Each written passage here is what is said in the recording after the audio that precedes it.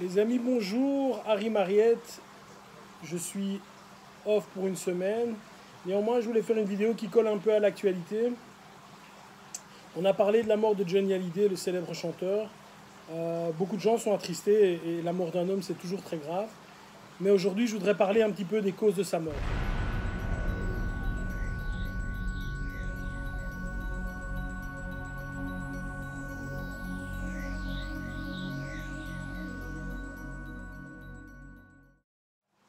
Voilà, on a beaucoup parlé dans les journaux et dans l'actualité de Johnny Hallyday.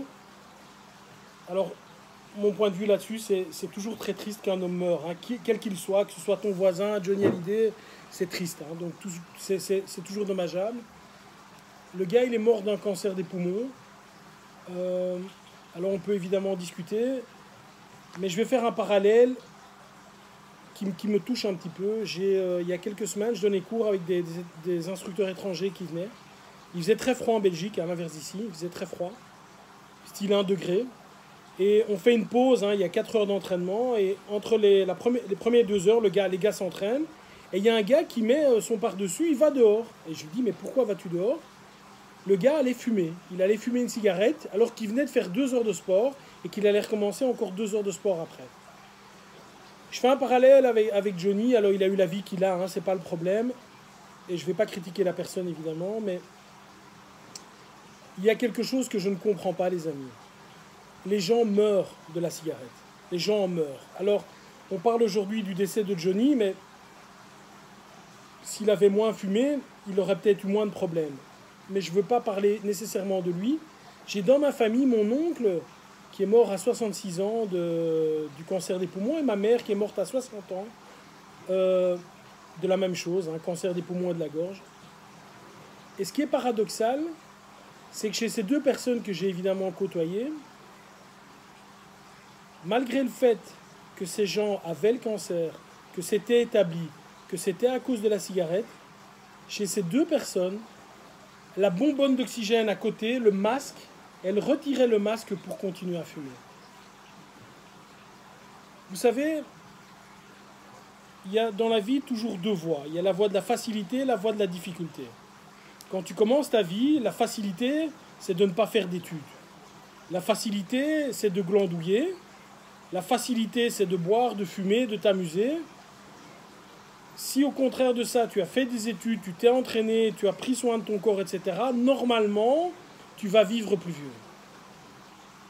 Chez toutes ces personnes qui sont à la fin du jeu, hein, parce qu'il n'y a rien de plus terrible que de savoir que tu es diminué, que de savoir qu'il n'y a pas de solution. Tout ce qu'on va faire, c'est gagner des semaines ou peut-être des mois si on a de la chance, mais c'est trop tard.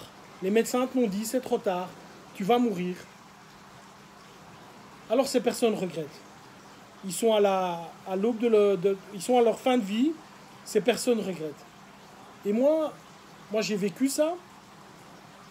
J'ai envie de dire ça, si encore une fois, comme d'habitude pour ce type de vidéo, si seulement une seule personne grâce à moi peut changer de vie, ou avec cette vidéo que ça lui donne un petit déclic pour dire voilà, il serait peut-être bien que j'arrête de fumer, ben ce serait chouette.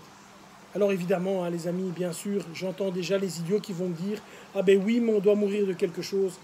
Bien sûr que tu peux mourir d'un cancer alors que tu n'as jamais fumé. Bien sûr que tu peux avoir une maladie grave. Bien sûr, il y a la blague qui dit je connaissais 2 jumeaux, il y en a un, il a vécu jusqu'à 75 ans, il a fumé, il a bu. Et l'autre, il est mort à 10 ans d'un accident de voiture. Ben oui, ben c'est stupide, hein, les gars, effectivement. Mais on va essayer d'avoir le plus de chance de notre côté. C'est-à-dire qu'on va essayer de durer. On va essayer de durer. Je suis ici, je suis en vacances. Je vois des gens qui doivent avoir à peu près mon âge, 45, 50, peut-être un peu plus âgés. Et je vois des gens, des hommes comme des femmes, qui ont dur à se déplacer tellement ils sont gras. Moi, je suis très lourd aussi, mais je pense que j'ai un peu de viande. Ils sont gras, ils savent plus se déplacer, ils fument, ils boivent.